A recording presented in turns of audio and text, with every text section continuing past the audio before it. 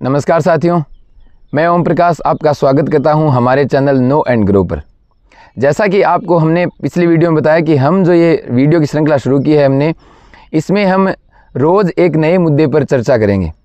आज का हमारा चर्चा का जो विषय है वो है डिजिटल इंडिया वर्सेस विलेज। 2015 में हमारी भारत सरकार ने एक अभियान शुरू किया था डिजिटल इंडिया के नाम से। वो अभियान कहाँ तक सफल हो पाया है और उस सपने से भारत के हर कोने तक जो है वो सफलता पहुंच पाई है या नहीं पहुंच पाई है, उसके बारे में आज हम चर्चा करेंगे। तो आज मेरे साथ है हमारे ग्रुप के मेंबर जीवन राम और दया शंकर। तो आज का जो हमारा विषय है डिजिटल इंडिया, इसी पर हम सारभूत और गहनतम चर्चा करेंगे।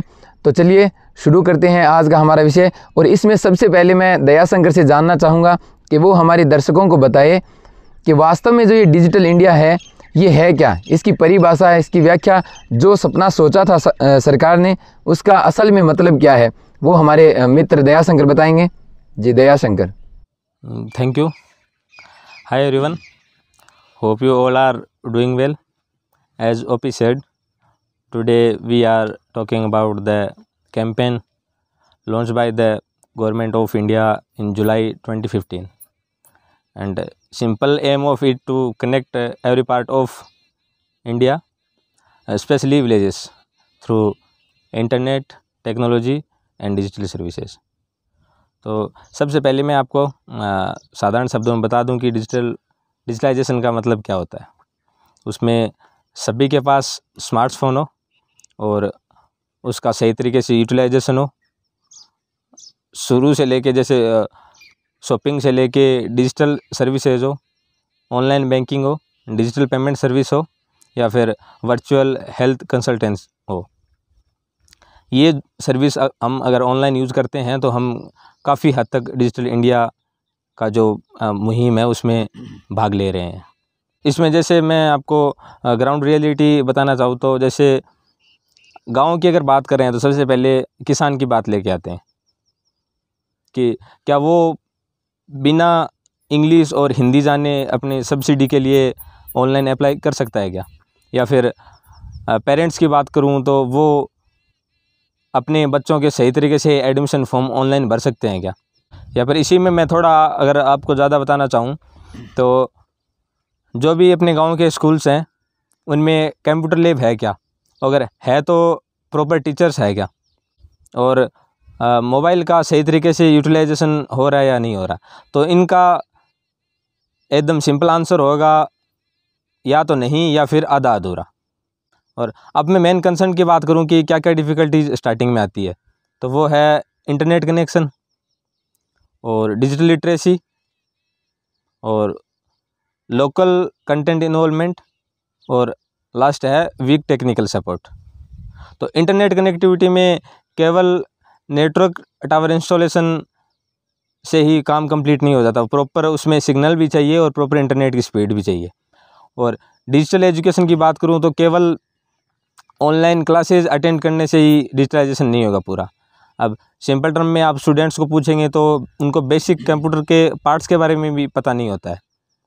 और लोकल कंटेंट का इन्वॉल्वमेंट की अगर बात करूं तो जैसे आप यूट्यूब पे कोई भी कंटेंट देख रहे हैं या फिर कोई भी एप्लीकेशन यूज़ कर रहे हैं तो वो या तो आपको हिंदी में मिलेगी या फिर इंग्लिश में मिलेगी, जिसके कारण जो भी लोकल यूज़र्स होते हैं उनको प्रॉपर तरीके से यूज़ करने में डिफ़िकल्टीज आती है। तो उसमें अगर लोकल लैंग्वेज का इन्वॉल्वमेंट हो जाए तो वो काफ़ी हद तक आसान हो जाता है। और लास्ट मैंने बताया था वीक टेक्निकल सपोर्ट। आप कोई भी डिजिटल सर्विस यूज़ कर रहे हैं, जैसे आप शॉपिंग कर रहे हैं या फिर कोई ऑनलाइन पेमेंट्स कर रहे हैं, उनमें अगर आपको कोई एरर आ जाता है या फिर कोई इश्यू आ जाता है तो आप उनके जो कस्टमर सपोर्ट के नंबर होते हैं उन पे आप संपर्क करते हैं। तो उन पे संपर्क करते हैं तो सबसे पहले एक हेडेक होती है IVR की, जिसमें अपन साधारण भाषा में बोले तो जो कंप्यूटर की लैंग्वेज होती है उसमें वो बोलता है कि इस सेवा के लिए ये दबाओ, इस सेवा के लिए ये दबाओ, जिसमें 90% जो सर्विसेज होती है वो अननेसेसरी वो रिपीट करता है। उसमें अगर सिंपल एक बटन प्रेस करना हो जिसमें बता दे कि डायरेक्ट कस्टमर केयर से बात करने के लिए ये प्रेस करें, तो IVR में फ्रस्ट्रेशन हो जाता है। और अगर IVR से आप जैसे तैसे करके निकल भी जाओगे, लास्ट में अगर आपके असिस्टेंट से बात होती है उनके, तो वो एक सेटिस्फैक्ट्री आंसर नहीं दे पाते हैं, जिसके कारण आप कोई भी सर्विस यूज़ करते हैं उनको प्रॉपर तरीके से यूटिलाइजेशन नहीं कर सकते। तो इसमें कहते हैं कि जब गांव का विकास होगा तभी शहर का विकास हो पाएगा। उसी तरीके से ये जो डिजिटलाइजेशन है वो सही तरीके से अगर गांव में फैलेगा तभी देश में फैलेगा वो। हालांकि अगर ये सक्सेस स्टोरी अपन देखें तो सिटीज़ में तो मैंने जितनी भी चीज़ों की बात करी है वो सही तरीके से हो रही है। आप चाहे स्मार्टफोन सही तरीके से यूटिलाइज़ करने की बात करो, चाहे ऑनलाइन सर्विसेज यूज़ करने की बात करो, या फिर इंटरनेट कनेक्टिविटी की बात करो, ये सारी चीज़ें सही तरीके से हो रही है। पर जो एक रूरल और अर्बन एरिया के बीच में जो डिवाइडेशन है वो काफ़ी हद तक इस चीज़ को कनेक्ट नहीं कर पा रहा है। तो जो सिटीज़ के बीच में और गाँव के बीच में जो गैप है वो गौर करने योग्य है, और इस पर सही तरीके से काम होगा तभी जाके इन चीज़ों में सुधार हो सकता है।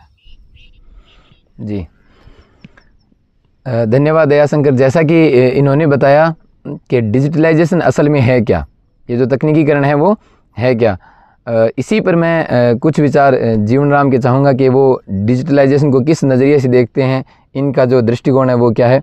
जीवन राम। मुख्य तो मैं कहने का तात्पर्य यही तो है कि तकनीकीकरण किस हद तक हमारे गांव देहात तक ऊपर से लेकर जहां से अपनी सरकार ने स्टार्ट किया वहां से अब तक किस हद तक ग्राउंड लेवल पर किस हद तक तकनीकीकरण पहुंचा है बिल्कुल। मेन मुद्दा यही है, इस पे ही हम चर्चा कर रहे हैं।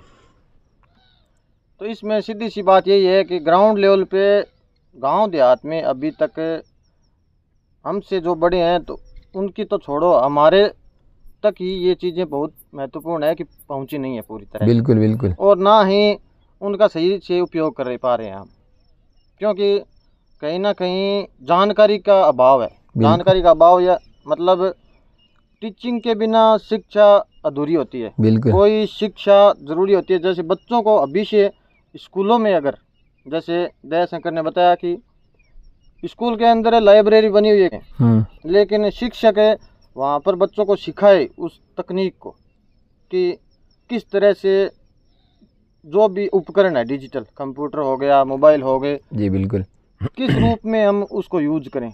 अब आजकल बच्चे हैं तो उसमें कोई इम्पोर्टेंट चीज़ें नहीं देखते हैं, क्योंकि उन पे कोई उनको वैसे देखता नहीं है, कि फोकस नहीं करता है कि क्या देख रहे हैं, क्या कर रहे हैं। सही तरीके से वो मॉनिटरिंग नहीं हो पाती है, इस कारण वो अननेसेसरी कंटेंट देखते रहते हैं। तो यही कारण है, गांव देहात में बच्चे हैं, गांव देहात में स्कूल है, तो मेन मुख्य रूप तो वहाँ पर अड़ जाता है कि जो भी शिक्षक हैं तो वो उन पर नज़र रखें। और उनका अगर 1 घंटा उनका लाइब्रेरी में है, ये तो आपने देखा होगा कि लाइब्रेरी में 1 घंटा हुआ, एक क्लास लगी, तो उसमें खुद बच्चे ही अपना वो 1 घंटा टाइम पास करके चले जाते हैं। ऐसा नहीं कि हर बच्चे को वो सिखाएं, या क्योंकि सिखाए बिना तो हमारी भी, आप जानते हो, हम तो चलो मोबाइल से और इधर उधर से कुछ ज्ञान अब्जॉर्व कर रहे हैं, लेकिन एक टीनेजर होते हैं तो वो उस चीज़ को नहीं समझ पाते हैं और ना ही वो उस पर गौर नहीं कर पाते हैं, और जिस कारण से थोड़ा उसमें सीख नहीं पाते हैं। कहने का मतलब ये जो डिजिटलाइजेशन का पार्ट है ये थ्योरेटिकल कम है और प्रैक्टिकल ज़्यादा है। तो इसको जितना ज़्यादा हम प्रैक्टिकल यूज में लेके आएंगे उतना ज़्यादा ही इसको सीखेंगे।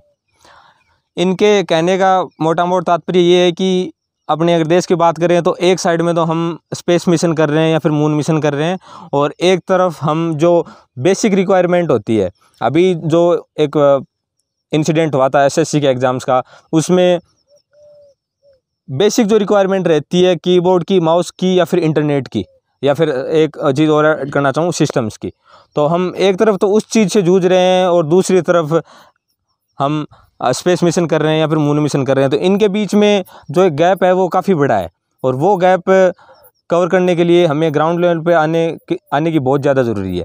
और इसको क्लियर करने, मतलब सही तरीके से समझने के लिए मैं आपको बताना चाहूँ कि केवल आपके पास स्मार्टफोन होना या फिर आपके गांव में बढ़िया इंटरनेट कनेक्टिविटी होना ज़रूरी नहीं है।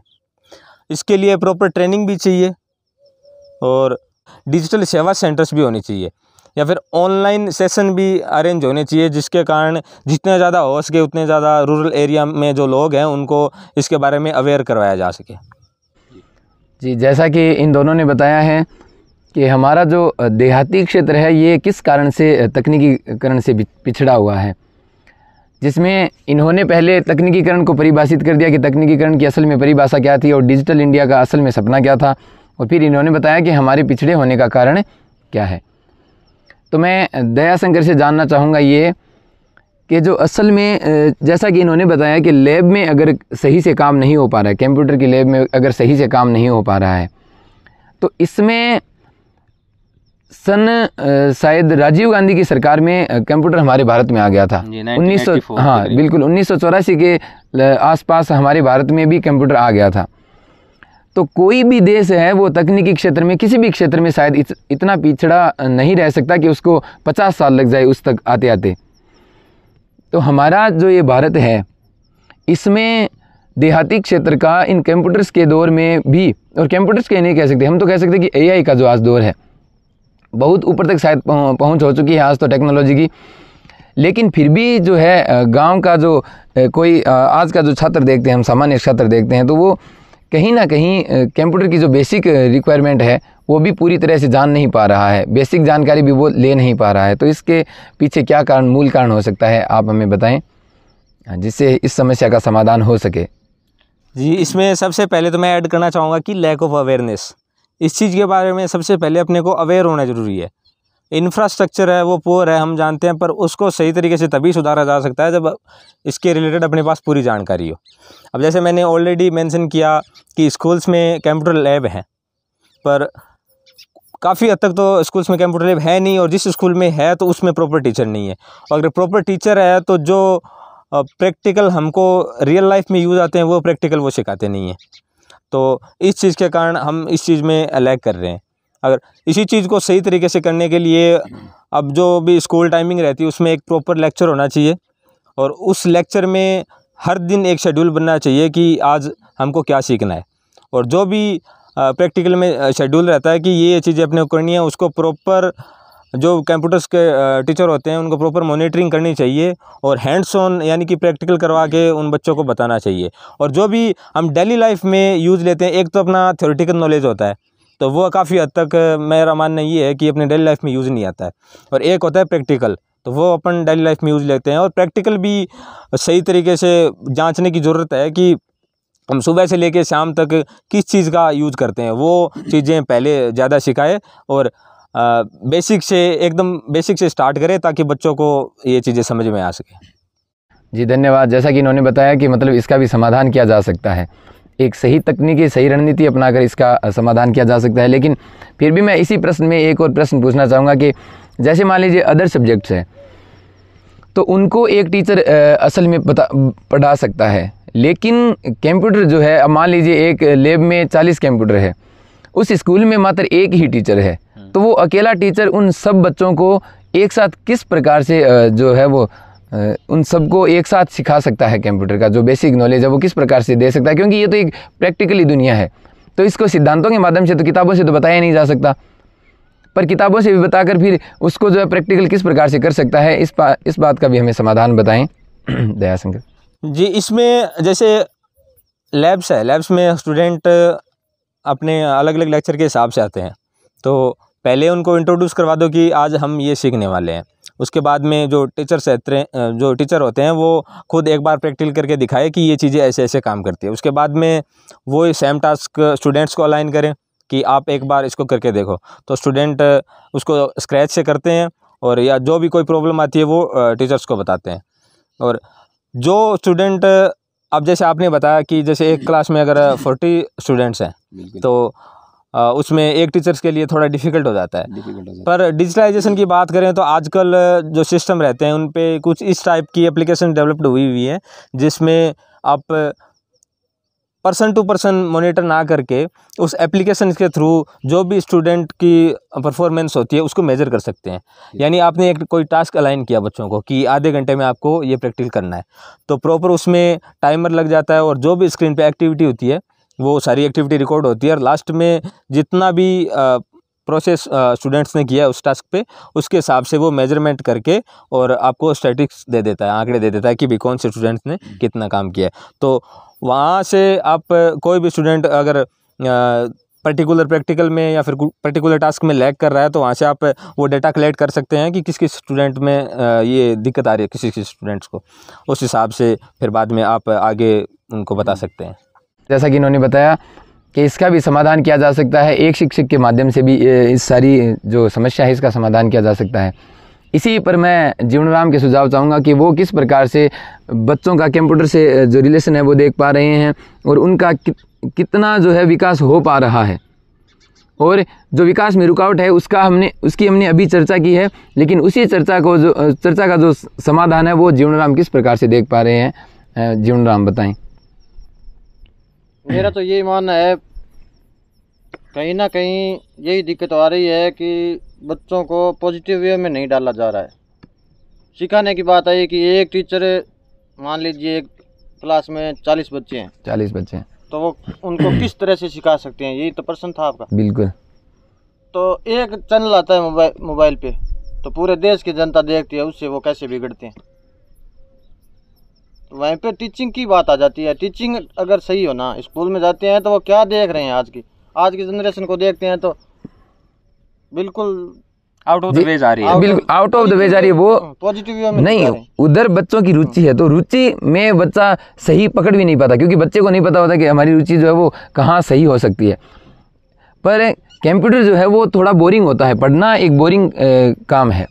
आप मानते हो इस चीज़ को कि बोरिंग काम है, और पढ़ाई के नाम पे अगर कोई चीज़ आपको दी जा रही है वो भले ही रुचिवान चीज़ हो, फिर भी उसमें आपको बोरिंग लगती है।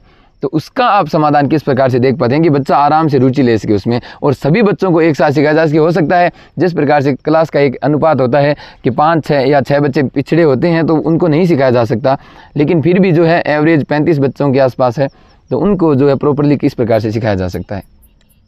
प्रॉपरली किसी बच्चे का किसी चीज़ में जागरूकता होती है, पैशन बोलते हैं। बिल्कुल, किसी को गाने में होती है, किसी को बजाने में होती है, किसी को टेक्निक में होती है, किसी को पढ़ने में होती है। अलग अलग रुचियाँ होती है हर क्लास में, मतलब अलग अलग बच्चे होते हैं।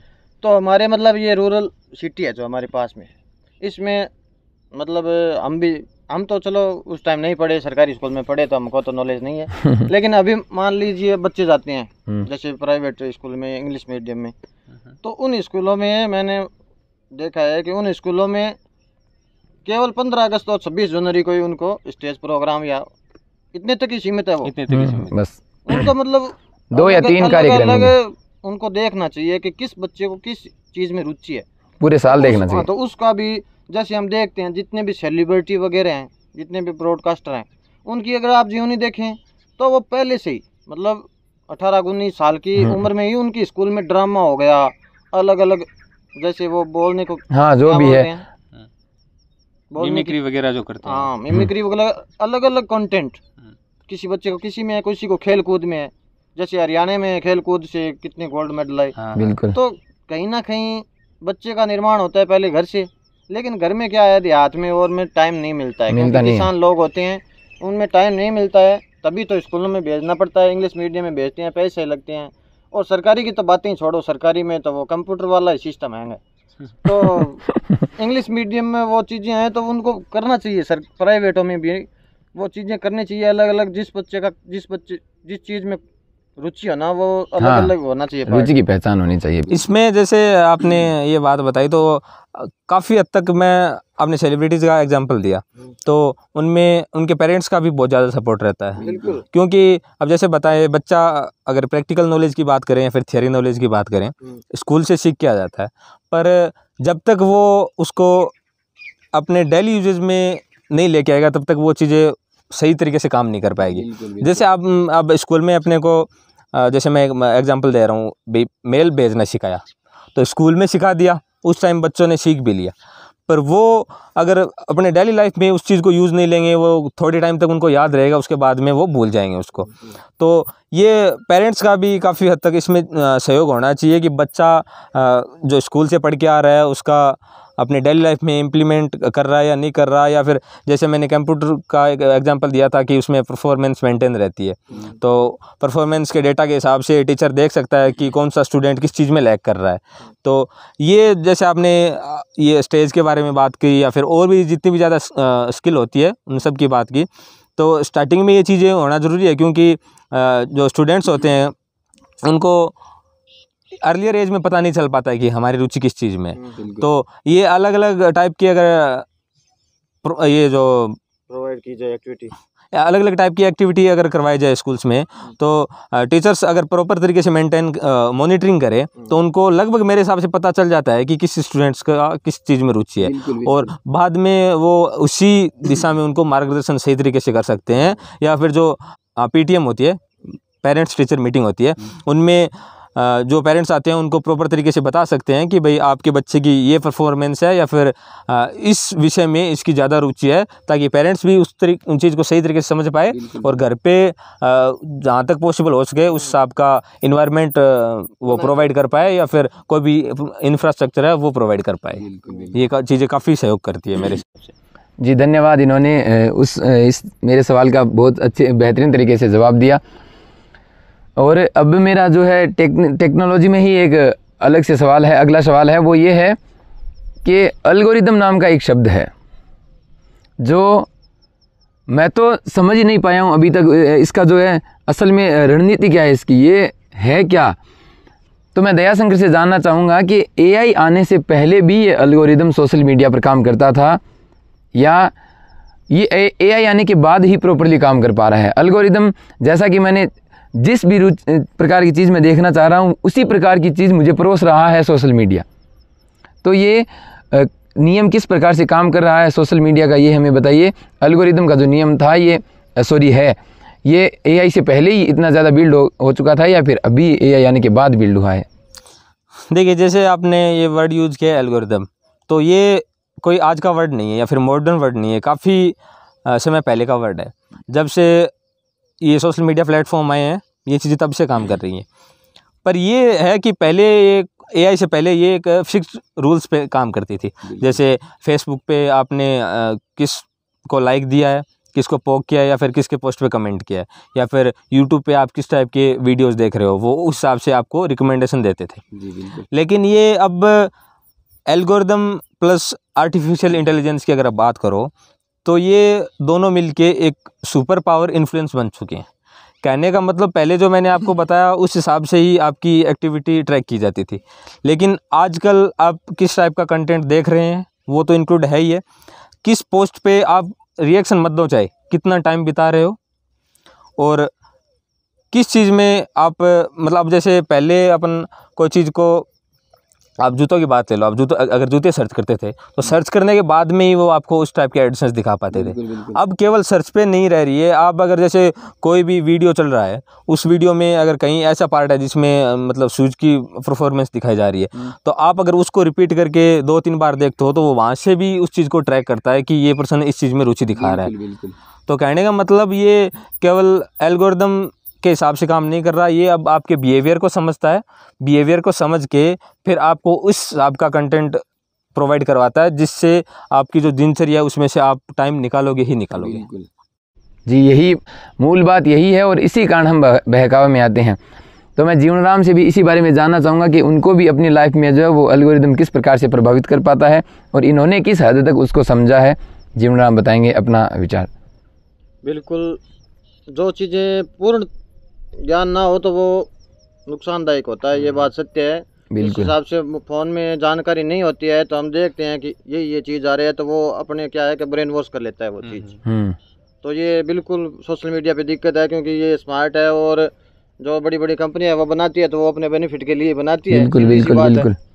तो वो करते हैं, जैसे मतलब मैं कोई चीज़ देखता हूँ तो वो मेरे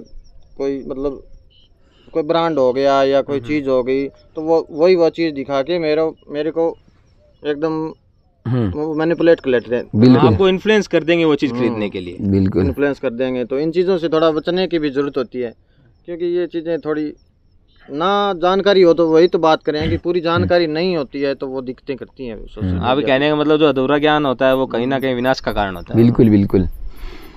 तो जैसा कि इन्होंने बताया कि एल्गोरिदम जो है वो शायद हम तीनों को ही नहीं, सभी जो भी सोशल मीडिया का उपयोग कर रहा है उसको प्रभावित कर ही रहा है। और ये सब हम देखते भी हैं। हम 1 मिनट के लिए इंस्टाग्राम खोलते हैं, लेकिन उसी इंस्टाग्राम पर हम उस 1 मिनट के बाद में 1 घंटे तक टिक कर रह जाते हैं। तो वो जो वहाँ पर पकड़ बनाई है उसने, वो एल्गोरिदम का ही काम है। इसी के साथ मेरा अगला सवाल है दयाशंकर से, और दोनों से। पहले मैं दयाशंकर से जानना चाहूँगा कि युवाल नोआ हरारी की पुस्तक में मैंने एक चीज़ पढ़ी थी कि आज जो है मनुष्य की जो सत्ता है वो मनुष्य के हाथों से छीनकर किसी अन्य चीज़ के हाथों में जा रही है। मनुष्य जो है वो पराधीन होता जा रहा है उसके अधीन होकर। तो आप इस पर क्या कहना चाहेंगे कि वास्तव में मनुष्य की जो सत्ता है, मनुष्य की जो शक्ति है, मनुष्य क्या वास्तव में शक्तिहीन हो रहा है और कोई अन्य चीज़ जो है वो उसकी शक्ति को पकड़ के बैठ गया है और अब जो मनुष्य है वो उसी के सहारे सर्वाइव कर पाएगा? इस पर आपका क्या मंतव्य है, आप बताएं। जी, ये जो आपने क्वेश्चन पूछा है ये काफ़ी डीप भी है और इंटरेस्टिंग भी है। बिल्कुल। इन दिनों मैं और आप देख पा रहे हैं कि जो ह्यूमंस का कंट्रोल है वो धीरे धीरे एआई की तरफ जा रहा है या फिर मशीन्स की तरफ जा रहा है। तो इसमें जैसे मैं आपको बताना चाहूँगा कि पहले मशीन्स आई थी जिसने एक टाइप से फिजिकली ह्यूमंस का काम कम किया था। बिल्कुल। पर अब जो एआई यानी आर्टिफिशियल इंटेलिजेंस आ गई है, ये मेंटली भी आपका काम कम कर रही है। बिल्कुल बिल्कुल। कहने का मतलब मशीन ने, आप जैसे अपने खेत जोतने की बात करो या फिर XYZ कोई भी बात करो, उसमें मशीन आपकी हेल्प करती है, तो आपकी फिजिकल एक्टिविटी कम हो गई उस चीज़ से। हाँ। तो आप उस चीज़ पे डिपेंडेंट हो गए। आर्टिफिशियल इंटेलिजेंस आने के बाद में ये जो दो चीज़ें मेन मानी जाती है, क्रिटिकल थिंकिंग और डिसीजन मेकिंग। तो ये मैं बढ़िया तरीके से ऑब्जर्व कर पा रहा हूँ कि इस चीज़ पे धीरे धीरे ये कंट्रोल कर पा रही है काफ़ी हद तक। और काफ़ी कंपनीज़ में हम ये चीज़ देख सकते हैं कि डिसीजन मेकिंग और क्रिटिकल थिंकिंग भी अब जो आर्टिफिशियल इंटेलिजेंस है वो कर रही है। बिल्कुल बिल्कुल। तो इसमें ये डायरेक्टली कहना तो मैं सही नहीं मानूंगा कि ये ह्यूमंस पे कंट्रोल पा लेगी, पर ये टोटली डिपेंड अपने पे करता है। क्योंकि इस चीज़ में अगर आप बैलेंस बना के चलते हो, एआई को एज ए टूल इस्तेमाल करते हो, तब तो ये यूज़फुल है और इसका कोई नेगेटिव इम्पैक्ट नहीं होगा। लेकिन अगर आप इस पर टोटली डिपेंडेंट हो जाते हो, जैसे फिजिकली आपका काम मशीन्स ने कम कर दिया और सोचने का और क्रिटिकल थिंकिंग का, डिसीजन मेकिंग का ये काम अगर आप पूरा आर्टिफिशियल इंटेलिजेंस पे डिपेंडेंट हो जाते हो, तो वो धीरे धीरे आपकी ये सारी क्षमता है वो कम हो जाएगी। तो उस हिसाब से मेनली यही कारण है कि आप बैलेंस बना के रखें कि कितने हद तक एआई को यूज़ करना है और कितने हद तक अपने को अपने दिमाग चलाना है। जी, धन्यवाद दयाशंकर। अब मैं जीवनराम से जानना चाहूँगा कि वास्तव में जो है वो सत्ता, मनुष्य की सत्ता छीनकर किसी अन्य चीज़ के हाथ में गई है या नहीं गई है, या हमें झूठा भ्रम है? मुझे लगता है कोई भी चीज़ हो उसके नेगेटिव और पॉजिटिव दो पहलू होते हैं। दो बिल्कुल पहलू होते हैं। तो इसमें मुझे लगता है कहीं ना कहीं नेगेटिविटी भी इसमें आ रही है डिजिटलाइजेशन में। मतलब जो भी टेक्निक की चीज़ें हैं जैसे, मतलब, लेकिन साथ में यही तो है कि इसके बिना काम भी तो नहीं चल रहा है ना। बिल्कुल। क्योंकि जैसे इलेक्ट्रिसिटी पहले आई, ट्रैक्टर आए, जो भी फैक्ट्रियां हैं उनमें जो बन रहे हैं, लेकिन जहाँ तक हो सके इंसान को ही इस चीज़ का ख्याल रखना होगा। जैसे कि वही बात कि ब्रांड का करते हैं प्रमोशन। पहले क्या होता है, एक घर में कपड़े सीमित थे। बिल्कुल। अब एक आदमी के पास में ढेर सारे कपड़े होते हैं, तो उनका ढेर बेफालतू ही है वो। बिल्कुल। तो तकनीक के साथ में तो चलना पड़ेगा, तकनीक के बिना तो सर्वाइव नहीं कर सकते आज की दुनिया में। लेकिन इसका दो पहलू है, तो वो इंसान को समझना पड़ेगा कि कौन सा अपने को यूज़ लेना है, मेरे हिसाब से तो। हाँ, जिसमें जैसे आपके कहने का मतलब ये कहीं ना कहीं वही घूम के पॉइंट आ जाता है, लैक ऑफ अवेयरनेस। इस चीज़ में अवेयरनेस होनी बहुत ज़रूरी है। जैसे इसमें मैं छोटा सा एक प्रैक्टिकल एग्जांपल देना चाहूँ आपको। आप गूगल पे कोई नई आईडी बनाते हैं, जीमेल आईडी बनाते हैं, उस पर आपको 15 GB का कोटा मिलता है स्टोरेज, क्लाउड स्टोरेज का। तो अगर आप अपना इंपॉर्टेंट डेटा उस पर अपलोड कर देते हो और उसके अलावा आपका बैकअप कहीं भी नहीं है, तो इन फ्यूचर अगर वो कंपनी उस पर या तो कोई चार्ज लगा देती है कि हमको भी मंथली ये या फिर ईयरली आपको ये पे करना पड़ेगा, तभी आप इस चीज़ सर्विस का उपयोग ले सकते हो। और या फिर आपको उस हिसाब से बोल दे कि आपका डेटा आप मतलब कहीं ना कहीं आप इस चीज़ को खो दोगे या फिर उसका कहीं मिसयूज़ हो जाएगा। तो इसके बैकअप के लिए, अब जैसे मैं मेरी बात बता रहा हूँ, मेरा कोई भी इंपॉर्टेंट डेटा है तो बेशक मैंने क्लाउड पे वो रख रखा है, पर केवल क्लाउड पे डिपेंडेंट ना हो कि मैंने उसका एज ए बैकअप मैंने जैसे आप पेन ड्राइव या हार्ड डिस्क या फिर SSD जो बोल सकते हैं, उसमें भी वो होना ज़रूरी है। तो ये चीज़ें आपको तभी पता चलती है जब आपको इस चीज़ के बारे में अवेयरनेस हो। जैसे इन्होंने प्रोज एंड कॉन्स दोनों की बात करी कि प्लस पॉइंट भी होते हैं माइनस पॉइंट भी होते हैं, तो वो हम तभी जान पाएंगे जब हमको उस चीज़ के बारे में अवेयरनेस होगी सही तरीके से।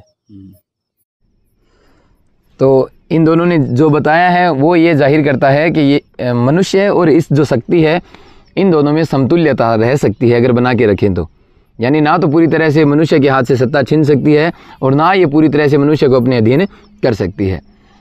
मेरे को लगता है आपका कहने का मतलब तकनीकीकरण है जो भी मतलब इलेक्ट्रॉनिक संसाधन है, बिल्कुल, या जो एआई है, एआई को नाम लेते हैं, आपका कहने का मतलब वो मनुष्य को कंट्रोल कर लेंगे। बिल्कुल, यही तो आप मेरे को लगता है एआई तो कंट्रोल करेगी ना करेगी, लेकिन इनके जो फाउंडर्स है ना, ये जो भी प्लेटफॉर्म है, इनके 4-5 फाउंडर्स हैं, ये पूरी दुनिया को जरूर कंट्रोल बिल्कुल। वो तो एक टाइप से इनडायरेक्ट ही हो गया कि एआई अगर है तो किसी न किसी के अधीन काम कर रही है ना। तो फाउंडर्स का तो कहने का मतलब वो एक टाइप से आप एआई को ही बोल सकते हैं। जैसे आप मेटा के जो फाउंडर है मार्क जुकरबर्ग, तो अगर फेसबुक के कंट्रोल में जो भी डेटा जाता है तो आप फेसबुक की एआई को बोल सकते हैं या फिर उनके जो सीईओ या फिर फाउंडर हैं उनको बोल सकते हैं। ये तो कहीं ना कहीं इंटरकनेक्टेड ही है चीज़। ये क्रांति कहीं ना कहीं तो है, राजा हमारे ऊपर रखती है, कभी सिकंदर हुआ करता था, आज ये लोग हैं तो वो फिर देश बने, फिर देश बने, सीमाएं बनी, विभाजन हुआ। ये विभाजन होने का कारण शायद यही है, क्रांतियाँ ही है। तो ये क्रांतियाँ तो देखो आती रहेगी समय के साथ। तो जैसा कि आज हमने चर्चा की, ये जो हमारा मुख्य उद्देश्य था ये था भारत में डिजिटलाइजेशन का, यानी भारत का जो तकनीकीकरण स्तर है वो कहाँ तक है। तो आज के हमारे जो वीडियो का मुख्य उद्देश्य था वो यही था कि हमें ये पता चले कि भारत में जो डिजिटलाइजेशन का सपना था वो कहाँ तक पूरा हो पाया है, उसी पर हमने चर्चा की है। और इस चर्चा में हमने बहुत सारे जो छेड़े हैं मुद्दे, वो हमारे आसपास के भी हैं, हमारे आसपास के क्या हम में ही मौजूद है वो। जैसा कि हमने हमारे जीवन में जो हमने कमी देखी थी, हम जब सीख रहे थे तब किन चीज़ों की कमी थी और आज वो कमी है वो हमें कितनी खलती है। वो शायद हो पाता कि अगर उस टाइम पे हमें सही गाइडलाइन मिलती या सही मार्गदर्शक मिलता कोई, तो हम भी कोई किसी अन्य स्तर में या अन्य क्षेत्र में, जिस भी क्षेत्र में रुचि रखते हैं उसमें बहुत ज़्यादा हासिल आज तक कर लिया होता। पर इन चीज़ों की जो कमी आज हम देख पा रहे हैं और अभी तक वो कमी उसी प्रकार से निरंतर चली जा रही है। यानी बच्चा जो है आज भी उसी स्तर पे है देहात में, फिर भी हम ये जो तकनीकीकरण का डिंडोरा है ये पीटते जा रहे हैं कि भारत जो है वो तकनीकी स्तर में इतना अव्वल है।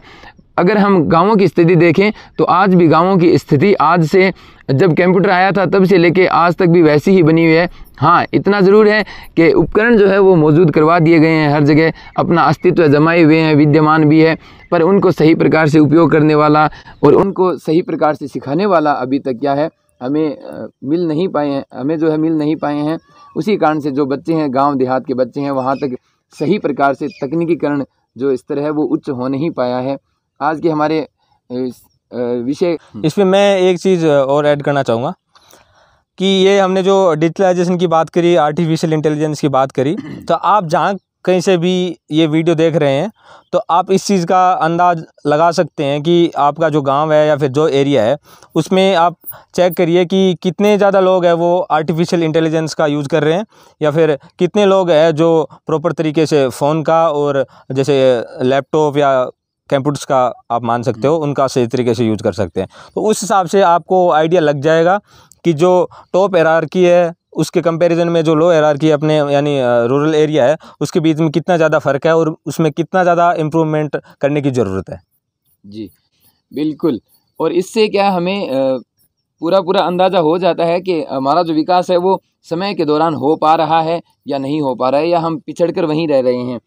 तो आज के हमारे जो विषय की चर्चा है यहीं पर समाप्त करते हैं। मिलते हैं आपसे अगले एपिसोड में, तब तक के लिए धन्यवाद। साथ देते रहिएगा, देखते रहिएगा, ज़्यादा से ज़्यादा कंटेंट को प्रसारित करते रहिएगा ताकि बहुत सारे लोग जो है वो देहात क्षेत्र में अब इससे अवगत हो सकें, क्योंकि इस बात को वही आदमी सही तरीके से समझ पाता है जो इस दुनिया में जी रहा है, और हम उसी देहाती दुनिया में जी रहे हैं। हमने जो कमी महसूस की है, हमने आपके सामने पहले वीडियो में पहली कमी रखी है, इसी प्रकार से बहुत सारी कमियां आपको गिनाते रहेंगे, बताते रहेंगे, अवगत कराते रहेंगे। आप साथ देते रहिएगा।